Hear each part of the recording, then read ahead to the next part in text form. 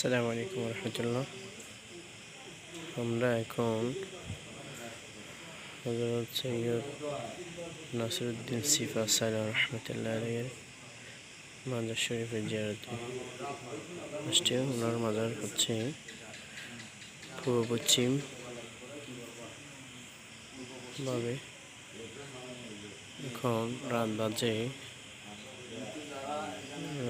12:40।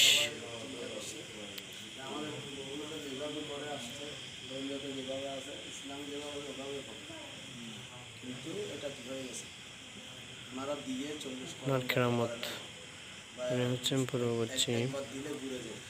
ওনাকে উত্তর দক্ষিণে কবর দেওয়া হয়েছে, কিন্তু উনি দক্ষিণ উত্তর দেওয়ার পর আবার কিন্তু পশ্চিম পূর্ব হয়ে যেত। ওনার কিন্তু কেরামত অনেক।